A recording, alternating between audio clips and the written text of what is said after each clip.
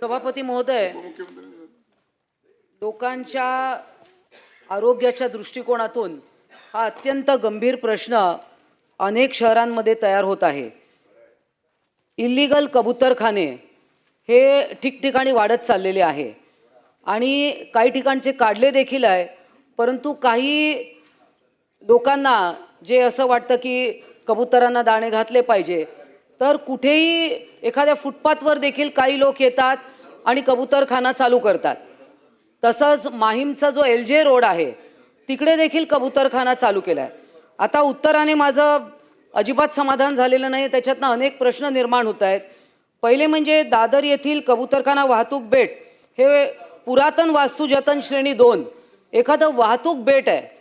ते वाहतूक बेट असू शकतं, पुरातन यादीत टाका नाही तर कुठेही टाका, परंतु तिकडे तो कबूतरखाना तयार झाला आहे. अनेक वर्षापासून तिकडच्या स्थानिक लोकांना श्वसनाचा त्रास होतोय आणि हे सायंटिफिकली देखील प्रूव्हन आहे.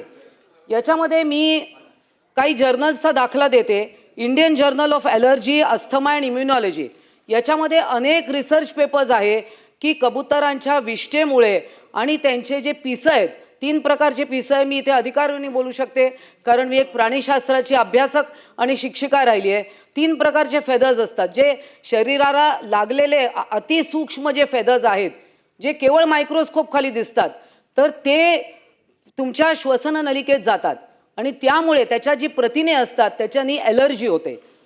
तर हा पुरातन यादीत असो नाही तो कुठल्या यादीत असो, तिकडे मियावाकी गार्डन करा. तिथले अगोदरचे जे आत्ताचे असिस्टंट कमिशनर आहे ते पूर्वी एच वॉर्डमध्ये होते, विनायक विस्पुते. त्यांच्याशी माझी चर्चा झाली. त्यांनी तिकडे काढलेले आहेत, मग इकडचा का नाही? म्हणजे तिकडच्या लोकांना तुम्ही रिलीफ देताय एच वॉर्ड मुंबईमधला, आणि मग इकडचा जो जी साऊथ जी नॉर्थ हा वॉर्ड आहे त्यांनी काय चूक केली आहे? ते तिथे राहतात म्हणून. त्यामुळे हे उत्तर अतिशय न पटण्यासारखं आहे. हा कबूतरखाना तिथून हटवला पाहिजे. तिकडे तुम्ही मियावाकी गार्डन करा, प्लांटेशन करा. तुम्हाला ते बेट ठेवायचं तर बेट ठेवा, परंतु हा कबूतरखाना इथून काढलाच पाहिजे. वैद्यकीय अहवाल काही मागवलाय का? पहिला माझा प्रश्न याच्यामध्ये की वैद्यकीय अहवाल मागवला असेल तर त्याचा काय अहवाल आहे? नसेल तर तो मागवा, कारण हे प्रूव्हन आहे, सायंटिफिकली प्रूव्हन आहे. दुसरं म्हणजे नगर विकास खातं जे आहे किंवा आपल्या सगळ्या महानगरपालिका याच्याबद्दल काही धोरण आहे का? कबूतरखान्यांबद्दल की कुठे करावा, कोणी करावा का न करावा, याच्याबद्दल काही नियम आहेत का? आणि नसतील तर तुम्ही याच्याबद्दल काही धोरण आणणार का की कोणी उठून कुठेही कबुतरांना दाणे टाकायचे आणि तिकडे लोकांचं आरोग्य धोक्यात घालायचं? तर हे माझे 2 प्रश्न आहेत. माननीय मंत्री महोदय. सभापती महोदय, सन्माननीय सदस्य मनीषाताईंनी जो मुद्दा कबूतरखान्याचा इथे काढला, मुंबई महानगरपालिकेच्या कार्यक्षेत्रामध्ये 51 कबूतरखाने आहेत आणि ते 51 कबूतरखाने जे आहेत त्याच्यामध्ये कबुतरांमध्ये आपण अवेअरनेस क्रिएट करू शकत नाही, त्यांच्यामध्ये जनजागृती करू शकत नाही.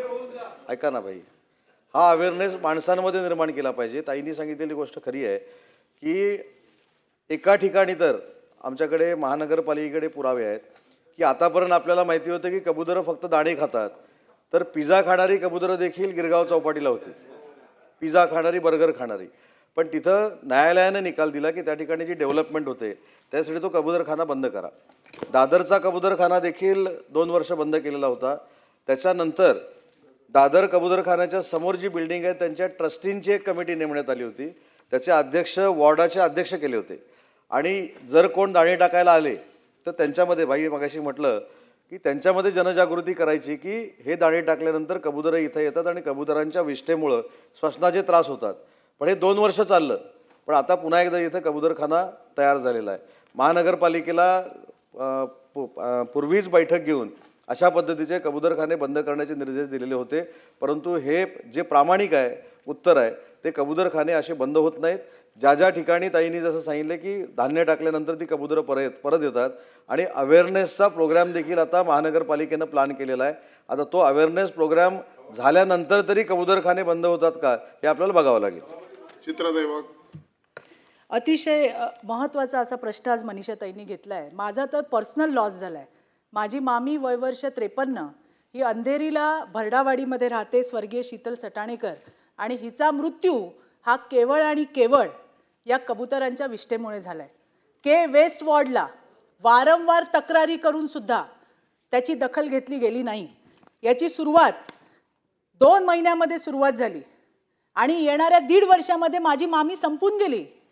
सुरुवात कशाने होते की तिला हायपर सेन्सिटिव्ह न्यूमोनिटीज हा आजार जडला. हा आजार काय आहे की लंग्सला फायब्रोसिस येतात साहेब, आणि हे फायब्रोसिस आले की ते रिव्हर्सेबल नाही आहेत आणि त्याच्यामुळे ऑक्सिजन लावावा लागतो, नॅचरल श्वास घेता येत नाही, श्वास घ्यायला त्रास होतो आणि त्याच्यामध्ये माणूस हळूहळू हळू करून संपून जातो. आता याच्यामध्ये कित्येक वेळा के वेस्ट वॉर्डला त्या सोसायटीने प्रत्येक वेळेला तक्रारी केल्यात, परंतु त्याची दखल घेतली नाही.